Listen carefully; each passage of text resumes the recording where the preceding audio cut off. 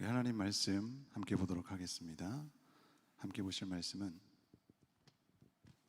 마태복음 16장 5절에서 12절 말씀입니다.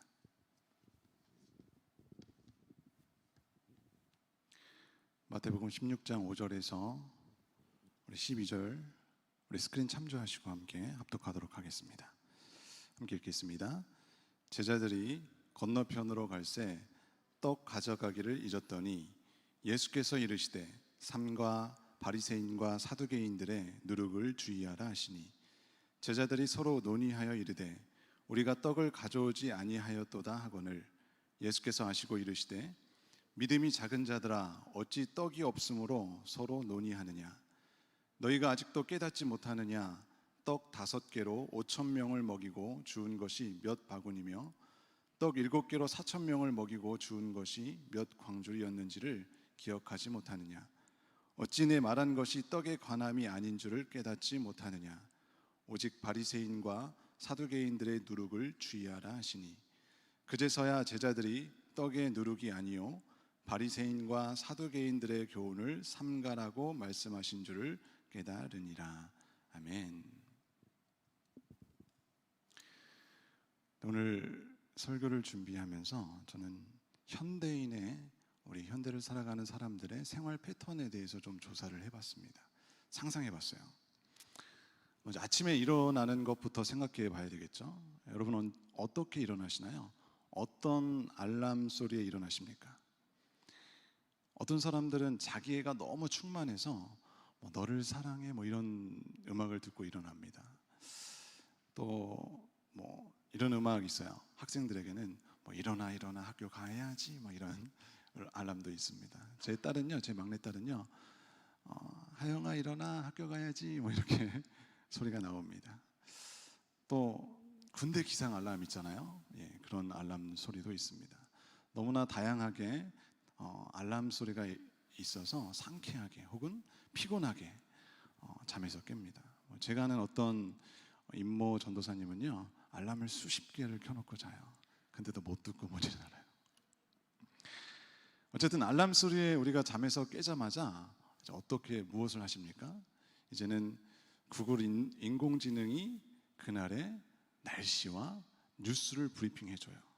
그리고 출근길에서 지하철을 타고 또 버스에서 카카오톡을 확인하고요, 페이스북을 확인하고요, 또 인스타그램을 훑어봅니다. 점심때는 어떻게 하십니까? 먹을 맛집을 검색을 해요. 메뉴를 막 검색을 하고 찾아봐요. 그리고 약속 장소로 가는 최단 거리를 검색을 합니다. 최적의 거리를 검색하죠. 그리고 오후에는 스타벅스에 들려서 아메리카노를 주문해요. 그리고 잊지 않고 뭐예요? QR코드를 찍습니다. 퇴근 후에는요, 넷플릭스 그리고 유튜브가 추천하는 동영상을 보다가 이제 어떻게 해요? 잠이 드는 거예요. 여러분, 이것이 이 소셜 미디어에 익숙해진 현대인의 생활 패턴 습관이에요. 일상입니다. 그런데요, 관점을 달리 한번 생각해 볼게요. 우리가 구글을 비롯한 SNS를 검색하고 소비하는 게 아니라 그들이 우리를 검색한다고 한번 생각해 보세요. 우리의 클릭과 그리고 좋아요 그리고 구매 이력은 그저 그들의 수익을 위한 공짜 원재료에 불과하지만 여러분, 이러한 정보를 통해서 지금 나의 일상이 뭐예요? 감시를 받는다고 생각을 한다면, 그것을 안다면 얼마나 섬뜩해요. 한 번쯤은 뭐지, 누가 나를 지켜보고 있는 거 아니야 하고 두려움을 갖게 될 수도 있습니다. 지금 나의 일상이 감시받는 것은 아닐까. 특히 개인의 사생활이 공공연하게 침해받고 있는 이 코로나19 시대에 얼마나 걱정이 많아요. 여러분, 그것만이 아닙니다. 우리나라 공공 분야에 설치된 CCTV 여러분 얼마나 될까요? 몇 개나 될까요? 100만 대가 넘는다 그래요. 그리고 자동차 블랙박스 그리고 개인 사업장의 CCTV를 합치면은 수천만 대의 이 카메라가 우리를 지켜보고 있는 거예요. 물론 여러분, 그것이 사고를 예방하고 사건을 처리하는데 큰 공을 세우고 있지만 한편으로 개인의 프라이버시를 침해한다는 지적도 받고 있다는 것이죠. 여러분, 누군가 여러분을 지켜보고 있다면 어떨 것 같아요? 옛날에요, 진짜로 학교에서 학급의 그분이 지켜보고 있다라는 게 있어요. 한번 보여주세요. 네, 그분이에요. 칠판 위 한쪽에는 태극기 있고 한쪽에 뭐 있어요? 네, 그분이 이렇게 있었어요. 선생님이 지켜보고 있으니까 뭐 하라는 거예요? 공부하라는 거예요. 제껴라도 있습니다. 여러분, 이거 보고 공부 안 할 수가 없는 거예요. 이제 안 보여주셔도 돼요. 네. 신학 용어 중에서 하나님의 임재, 하나님의 현존하심이라는 말이 있습니다. 말 그대로 지금 이 시간 하나님이 나와 함께 하신다라는 거예요. 라틴어 코람데오라는 말이 있는데 무슨 말이에요? 하나님 앞에서라는 말이에요.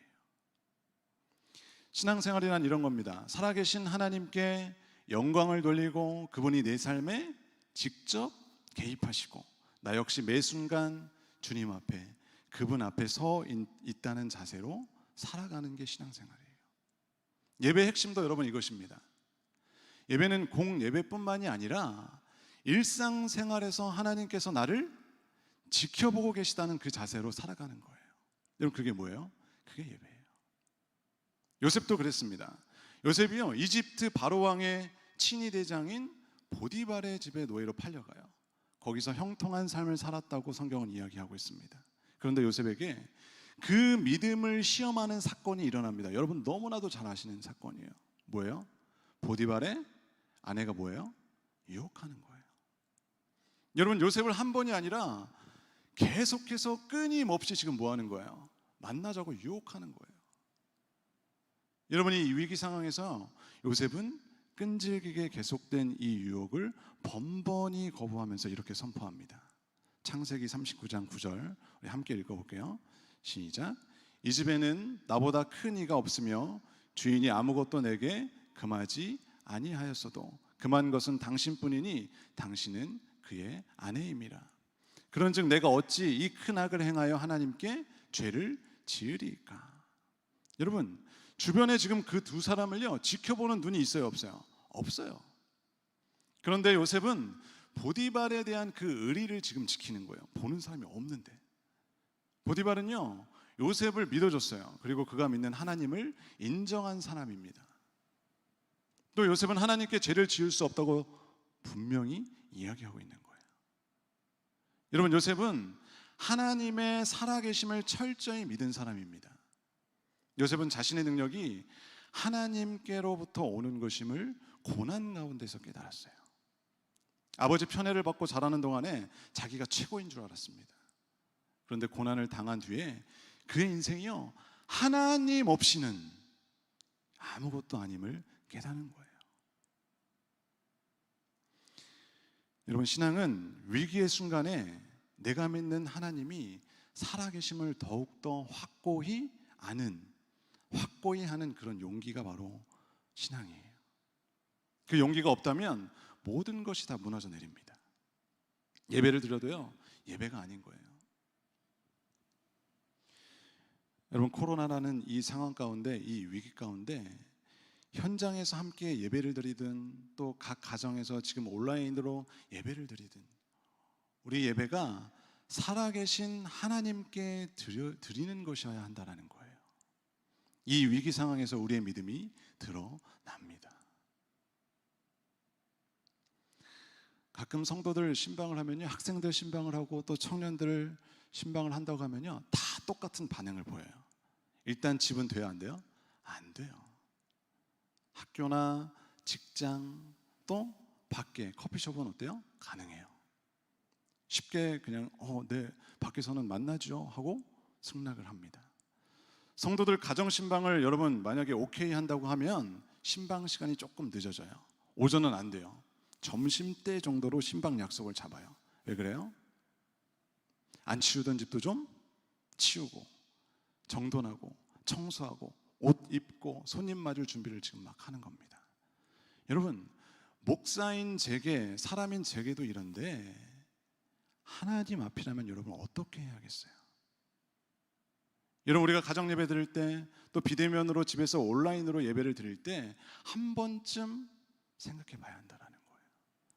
우리의 자세는, 우리의 마음가짐은 지금 어떠한지, 내 옷차림은 어떠한지, 뭐 여기서 드리고 집에서 드리고가 중요한 게 아니에요. 저희 집에요, 우리 집에 어항이 하나 있습니다. 물고기를 키우는데요, 구피를 키워요. 뭐 전문 용어로 물질한다라고 합니다. 한 60마리에서 한 100마리 정도 되는 것 같아요. 근데 얘네들이요, 저를 진짜 좋아해요. 제가 어항 근처에 딱 가면요, 막 몰려들어요. 왜 그럴까요? 제가 밥 주는 줄 알고. 이때는 제가요, 막 뭔가 되는 것 같아요. 왜요? 막 위에서 내려다보고 있으니까 신이 된 것 같아요. 하나님이 된 것 같아요. 이제 밥을 다 주고 얘네들이 이제 밥을 다 먹고 나서 제가 이제 딴 데 갔다 다시 어항으로 다시 싹 돌아옵니다. 그럼 얘네들이 또 막 몰려요. 왜 그럴까요? 밥 주는 줄 알고. 그렇게 많이 먹고도 또 몰려요. 여러분, 흔히들 머리를 나쁜 사람을 비유할 때 뭐 새에 비유하거나 물고기에 비유합니다. 왜 그런 줄 아세요? 얘네 기억력이요, 여러분 3초뿐이 안 된다 그래요. 여러분, 듣는 물고기 기분 나쁘죠? 어느 날 이 물고기들이요, 이 말을 듣고 화가 나서 막 따져 묻습니다. 당신들 말이야, 내가 기억력이 3초라고 하는데 당신들이 재봤어? 그리고 말이야, 또 할 말이 있는데 당신들이 내 기억력이 3초라고 하는데 재봤어? 또 뭐였더라? 당신들 말이야, 내 기억력이 3초라고 하는데 당신들이 재봤어? 그리고 말이야, 또 말이야, 당신들이 내 기억력. 계속해요? 아직도 무슨 소리인지 모르시겠어요? 근데 여러분, 우리도 이와 같이 똑같다라는 거예요. 난 아니야 하고 있지만 나도 그러고 있어요. 똑똑한 척하지만 나도 그러고 있다라는 거예요. 얼마나 까먹기를 잘하는지 지금 들은 하나님 말씀을 교회만 나가면 까먹어요. 그리고 또다시 내 생각을 가지고 살다가 미끼를 덥석 물고 마귀 새끼, 여러분 죄송합니다, 마귀는 새끼예요. 마귀님 할 수 없잖아요. 이 마귀에 끌려다니면서 살아가고 있는 게 우리의 모습이라는 거예요. 오늘 본문에도 그런 제자들의 모습이 보이고 있어요. 오늘 5절 말씀을 보니까 제자들이 건너편으로 갈새 떡 가져가기를 잊었더니, 예수님을 모시고 지금 다른 곳으로 가면서 도시락을 가져오지 못해서 걱정하고 있는 거예요. 그러자 예수님께서 어떻게 말씀하십니까? 9절 10절입니다. 너희가 아직도 깨닫지 못하느냐? 떡 5개로 5,000명을 먹이고 주운 것이 몇 바구니며 떡 7개로 4,000명을 먹이고 주운 것이 몇 광주리였는지를 기억하지 못하느냐? 여러분, 무슨 말씀이에요? 오늘 이 말씀이 있기 전에 불과 며칠 전에 예수님께서 오병이어를 가지고 5,000명을 먹이시고 7병이어를 가지시고 약 4,000명을 먹이셨어요. 여러분, 이 두 사건이 몇 년 전 일어난 그 사건이 아니라 불과 하루 이틀 전에, 여러분 오래돼봐야 열흘도 채 지나지 않은 그 시간에 일어났던 거예요. 그런데 무지하고 미련한 제자들이 그 예수님을 지금 따라다니면서 무슨 걱정해요? 지금 먹을 거 걱정하고 있는 거예요.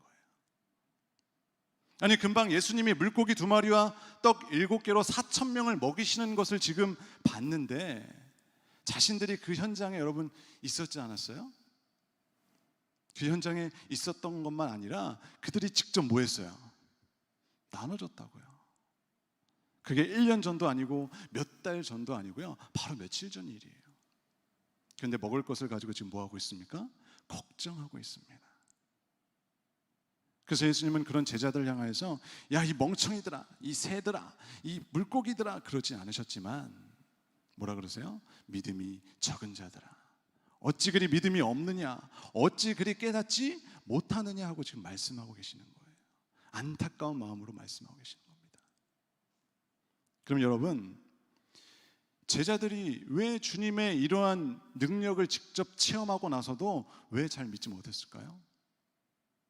그래서 오늘 5절 6절에서 알 수 있습니다. 5절 6절 한번 볼까요? 제자들이 건너편으로 갈새 떡 가져가기를 잊었더니 예수께서 이르시되 삼가 바리새인과 사두개인들의 누룩을 주의하라 하시니. 보세요. 제자들이 지금 떡 때문에, 지금 도시락 때문에 걱정하고 있는 거예요. 그래서 예수님께서 바리새인들과 사두개인들의 누룩을 주의하라고 말씀하고 계십니다. 여러분, 그러면 도대체 바리새인과 사두개인의 누룩을 조심하라는 것이 무슨 뜻이에요? 여러분, 성경에서요, 누룩은요 주로 죄의 영향력을 말할 때 사용합니다. 왜요? 누룩 속에 있는 효모가 반죽에서 빠르게 막 퍼져가서 이산화탄소를 발생해서 부풀리게 해요. 그것처럼 죄가 빠르게 확산되어서 악이 부풀어 올라 커지는 것을 비유하는 거예요. 여기서 바리새인과 사두개인들의 누룩을 조심하라는 것은요, 그들이 가지고 있는 죄된, 왜곡된 가치관이나 여러분 삶의 모습을 조심하라는 것입니다. 다시 말씀드리면 세상에 누룩처럼 퍼져 있는 죄되고 왜곡된 그 가치관에 휩쓸려서 예수님을 온전히 따라가지 못해서 예수님 안에 있는 그 생명의 은총을 누리지 못하는 그런 어리석은 인생이 되지 말라는 거예요. 여러분, 그렇습니다. 예수님은요 그리스도세요. 세상의 주관자십니다. 생명의 주관자세요. 우리의 모든 것을 공급해 주시는 분이세요. 죽은 자를 살리시고요, 오병이어의 기적으로 5천 명을 먹이시고 병든 자를 고쳐주시고요, 십자가의 죽음으로 우리의 죄악을 사해 주시고 사망 권세를 깨트리신 부활의 주님이세요. 이런 사실을 예수님께서요 기가 따갑게 누누이 뭐하시고 계세요? 말씀하셨어요. 그리고 수없이 뭐하신 거예요? 보여주셨어요. 그런데 안타깝게 제자들조차도 지금 뭐하는 거예요? 깨닫지 못하고 있는 거예요. 오늘도 예수님을 믿는다고 하는 사람들 중에서도 아직도 많은 사람들이 예수님의 말씀을 깨닫지 못하고 있다는 거예요. 예수님을 따를 때 엉뚱하게 부자 되는 것이나 건강이나 기타 세상의 복을 위해서 지금 예수님을 따르는 거예요. 그래서 세상의 것들 때문에 걱정하고 염려하고 자기 방식대로 살고 있는 것입니다. 여러분, 예수님이요 지금 이것을 책망하고 계신 거예요. 그래서 여러분, 우리가 진실로 우리의 생명이시고 진리시고 구원이신 예수님을 믿는다면 그 예수님을 우리가 온전히 신뢰해야 할 줄 믿습니다. 그 말씀을 바르게 깨닫고 그 말씀대로 뭐 해야 되는 거예요? 살아가야 되는 거예요. 그 알량한 나의 자신의 생각과 지식과 경험, 가치관, 이성, 여러분 이러한 논리는 접어두고 주님과 동행해야 된다는 것입니다. 그래야 주님 안에 있는 그 생명과 평안과 기쁨과 안식과 소망을 충만하게 누리게 되는 거예요. 여러분, 옛날에요 지금의 마커스와 같은 제이어스와 같은 이런 찬양 집회가 유명한 게 있었어요. 물론 지금도 있을 거예요. 근데 제가 요즘엔 잘 안 가봐서 모르겠어요. 서빙고의 온누리교회에서 하는 경배와 찬양이라는 게 있어요. 아시나요? 지금도 있나요? 모르시죠? 오늘 집회가 이제 그 경배와 찬양 집회가 은혜롭게 끝나고 집으로 이제 제가 그때 성남 살았었거든요. 그래서 끝나고 전철을 기다리고 있었어요. 집에 가려고 밤늦게. 사람이 워낙 많아서 끝나니까 막 사람들이 떼거지로 몰려 나왔어요. 전철이 들어오는데 그때 당시 막 한 20년 전인 것 같아요. 줄은커녕 막 문이 열리니까 전철을 막 타겠다고 막 이리 밀고 저리 밀고 막 사람들이 막 들어가는 거예요.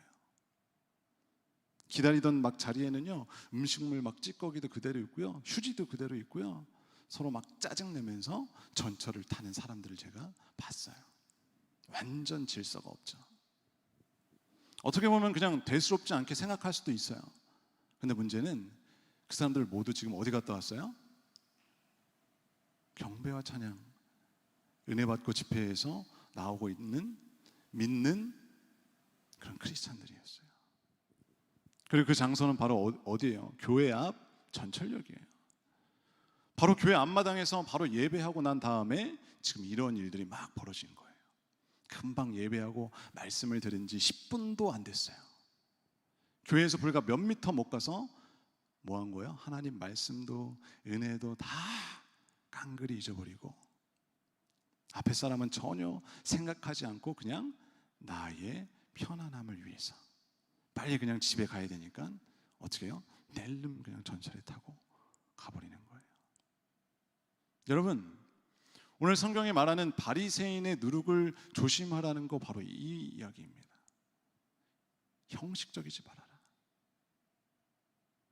지금 이들은 금식하고 기도하고 헌금하고 11조하고 말씀 보는 굉장히 거룩한 홀리한 사람들이었어요.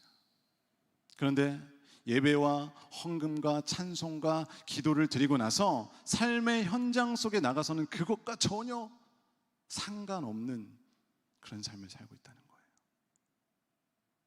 여러분, 말씀을 듣고 은혜를 받았으면 그 말씀대로 은혜 받은 대로 살아가야 한다라는 이야기입니다. 오늘 말씀 속의 제자들도요, 금방 예수님이 오병이어 7병이어로 지금 엄청난 기적을 일으켜서 몇천 명이나 되는 이 사람들을 먹여주는 것을 보았음에도 불구하고 여전히 뭐 걱정하고 있어요? 빵 걱정하고 있는 거예요. 여러분, 물론 예배와 말씀과 기도 다 중요합니다. 반드시 해야 돼요. 그러나 예배 중에 말씀 듣는 것으로 믿음 생활을 다 했다고 생각하면 오산입니다. 먼저 당연히 영광과 존귀와 찬양을 받으시기에 합당하신 그 하나님께 신령과 진정으로 뭐 해야 돼요? 예배해야 돼요. 주일 성수, 헌금 여러분 바르게 해야 됩니다. 주일을 거룩하게 지켜야 합니다. 어떤 사람은 11조나 안식일 준수 명령은 구약시대 명령이라고 이야기하면서 신약시대에 적용되지 않는 것처럼 생각해요. 여러분, 그런데 틀려요. 예수님은 율법을 폐하신 분이 아니라 완성하신 분이세요. 율법의 1.1획도 떨어지지 않는다라고 했어요. 인자는 안식일에 뭐라고 하셨어요? 주인이다라고 하셨어요. 그래서 초대교회 성도들이요, 매주일 첫날 곧 주일에 열심히 모여서 예배한 거예요. 그래서 우리는 철저히 주일 성수도 하고요, 11조도 하는 겁니다. 그런데 여기서 끝나서는 된다 안 된다? 안 된다는 거예요. 그렇게 열심히 모여서 예배하고 말씀을 들었으면 다음에는 그 말씀을 따라서 의와 선을 행해야 한다라는 것입니다. 거룩하고 진실하고 아름답게 살아가야 한다라는 것이죠. 섬기며 살아가야 돼요. 여러분, 이것이 진정한 예배의 생활이라는 것입니다. 이게 예배가 코람데오다라는 그 의미인 거예요. 그런 산제사의 삶이 있을 때 진정한 생명의 은총이 넘치는 그런 삶을 우리는 살게 되는 것입니다. 그런데 사두개인들이 어땠어요? 여러분, 이들은 친로마적인 그러한 성향을 가지고 헤롯과 어울리면서 사내들인 공예와 제사장직을 거의 독점하면서 많은 기득권을 누렸던 사람들이에요. 여러분, 이들을 한마디로 평가하자면 세상의 권력과 야합하여서 재물과 명예와 권세를 누리는 사람들이었습니다. 예수님이 제자들에게 사두개인의 누룩을 조심하라는 것은요, 이 세속주의에, 이 물질주의에 물들지 말라는 것이었어요. 그런데 제자들은요, 그걸 깨닫지 못하고 엉뚱한 소리를 해대는 겁니다. 오늘 6절 7절 말씀 한번 볼까요? 예수께서 이르시되 삼가 바리새인과 사두개인들의 누룩을 주의라 하라 하시니 제자들이 서로 논의하여 이르되 우리가 떡을 가져오지 아니하였도다 하거늘. 예수님께서 바리새인과 사두개인의 누룩을 조심하라고 하셨는데 그걸 빵으로 해석해서 지금 빵을 가지고 안 가져오는 것을 책망하신다는 것으로 생각하는 거예요. 여러분, 이게 말이 돼요? 바로 며칠 전에도 오병이어 7병이어 이 기적을 나타내신 그 주님이신데 예수님이 설마 빵 안 가져왔다고 책망하시겠느냐라는 거예요. 그런데 제자들이 그렇게 알아듣었다는 겁니다. 그래서 예수님께서 말씀하십니다. 8절에서 10절 같이 읽어볼게요. 이거는 8절에서 10절 시작. 예수께서 하시고 이르시되 믿음이 작은 자들아 어찌 떡이 없으므로 서로 논의하느냐. 너희가 아직도 깨닫지 못하느냐. 떡 5개로 5,000명을 먹이고 주운 것이 몇 바구니며 떡 7개로 4,000명을 먹이고 주운 것이 몇 광줄이었는지를 기억하지 못하느냐. 여러분, 제자들도요, 사두개인들처럼요, 이 예수님의 말씀을 물질적인 관점에서 해석해서 누룩을 빵으로 해석했다는 거예요. 여러분, 오늘 예수님의 경계의 말씀이 바로 이겁니다. 너희들이 아직도 바리새인과 사두개인의 그 범주에서 벗어나지 못하고 있구나. 외식주의와 물질주의 그것에서 벗어나지 못하고 있구나. 그래서 지금 너네들이 오병이어 칠병이어의 그 기적을 보았음에도 불구하고 빵 때문에 걱정하고 있구나. 아직도 내 말을 못 알아듣고 있니? 정녕 중요한 것이 무엇인지 모르고 있니? 거기서 빨리 벗어나라. 그래야 너희들이 진짜 나의 제자가 될 거야. 나의 진짜 제자가 되어야 생명의 은총을 누리게 되는 거야. 그러니 빨리 벗어던지고 내게로 와라. 나를 신뢰하고 나를 따르거라. 그래서 내가 주는 생명의 은총을 온전히 누려라. 여러분, 그런 말씀인 거예요. 오늘도 예수님께서 우리를 부르고 계십니다. 내가 너희와 내가 너와 함께 있다. 뭘 걱정하고 있니? 말만 하지 말고 행동으로 보여봐. 나는 이제 네가 내 앞에서 거듭난 자로 살기 원한다. 그래서 내 영혼과 몸과 시간과 물질과 생각과 가치와 말과 행동이 거듭나길 원해. 이 세상의 모든 죄되고 왜곡된 누룩을 완전히 씻어내고 온전히 나와 함께 하자. 온전히 나와 함께 가자.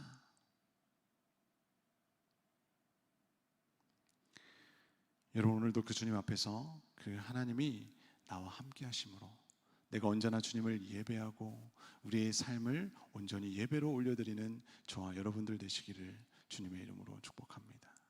그래서 진정 주님 안에 있는 그 참 생명과 참 기쁨 그리고 그 은혜를 충만하게 누리는 저와 여러분들 되시기를 주님의 이름으로 축복합니다. 우리 시간 찬양하고 기도할 건데요, 하나님, 오늘도 우리를 향하여서 말씀하시는 그 주님의 음성을 우리가 듣길 원합니다. 나의 사랑하는 자야, 나의 어여쁜 자야, 일어나 나와 함께 가자 하고 말씀하시는 그 주님의 음성을 내가 듣겠습니다. 주님과 함께 영원히 우리 인생을 함께 살아가는 제가 되겠습니다. 우리 그렇게 고백하며 찬송하시고요, 또 그렇게 기도하는 이 시간 되었으면 좋겠습니다. 우리 함께 찬송하고 그렇게 기도하겠습니다.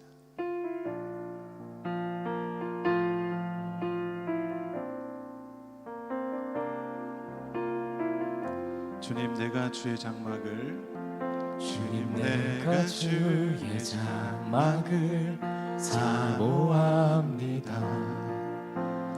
오직 주의 임재를 갈망합니다.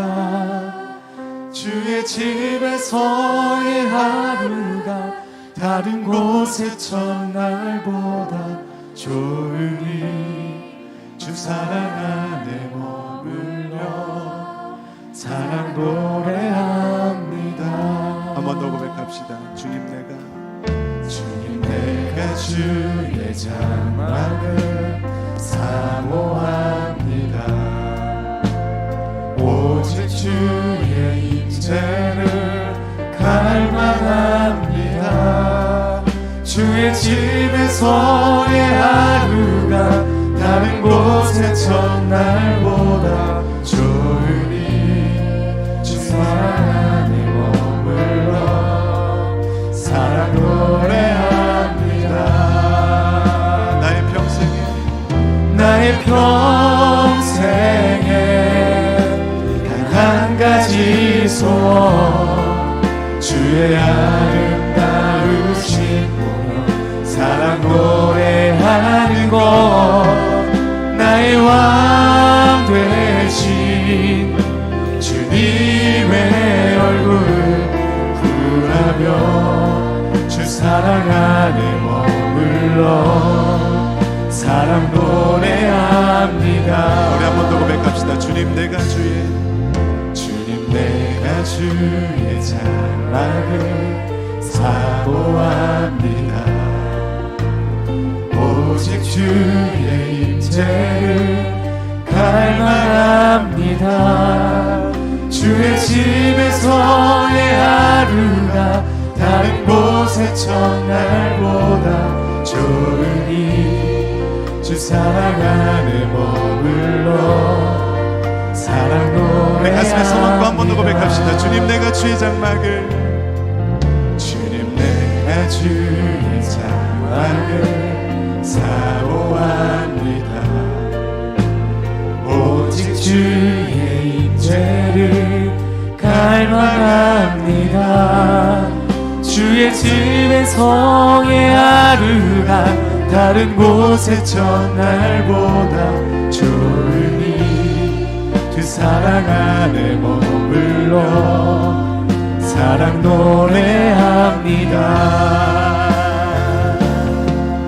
나의 평생에 단 한 가지 소원 주의 아름다우신 보며 사랑 노래하는 것 나의 왕 되신 주님의 얼굴 구하며 주 사랑 안에 머물러 사랑 노래합니다. 나의 평생에 단 한 가지 소원 나의 평생에 단 한 가지 소원 주의 아름다우신 보며 사랑 노래하는 것 나의 왕 되신 주님의 얼굴 구하며 주 사랑 안에 머물러 우리 마음 다해서 한 번 더 고백합니다. 나의 평생에 단 한 가지 소원 나의 평생에 단 한 가지 소원 주의 아름다우신 보며 사랑 노래하는 것 나의 왕 되신 주님의 얼굴 구하며 그 사랑 안에 머물러 사랑 노래합니다. 우리 함께 기도하겠습니다. 하나님, 우리가 우리의 삶을 주님 앞에 예배로 올려드리길 원합니다. 우리의 모든 삶의 순간에서 주님께서 함께 하셔서 주와 함께 우리가 숨쉬고 생활하며 살아가는 그런 은혜의 삶을 살게 하여 주시옵소서. 주 앞에 온전히 서는 우리 모두가 되게 해달라고 우리 시간 간절히 주여 한번 부르고 기도하겠습니다. 주여 하나님 아버지 감사합니다. 주 사랑 안에 주님의 그 음성을 내가 듣습니다. 나의 사랑 노래합니다. 나의 사랑하는 나라, 나의 사랑하는 나의 평생에 너가 나를 만나고 한 가지 소원 주의 아름다우신 그 말씀을 사랑 노래하는 것 나의 왕 되신 하나님을 주님의 얼굴 충만하게 하여 주시옵소서. 구하며 사랑 안에 머물러 사랑 노래합니다. 나의 평생에 한 가지 소원 주의 아름다우신 사랑 노래하는 것 나의 왕 되신 주님의 얼굴 구하며 주 사랑 안에 머물러 사랑 노래합니다. 나의 평생에 단 한 가지 소원 주의 아름다우신 분 사랑 노래하는 것 나의 왕 되신 주님의 얼굴 구하며 그 사랑 안에 머물러 사랑 노래합니다. 나의 평생에 한 한 가지 소원 주님 앞에서 주님의 내 앞에서 아름다운 심 사랑 노래하는 것 것 나의 왕 되신 우리의 삶을 주님의 얼굴을 구하며 주 사랑하며 사랑 노래합니다.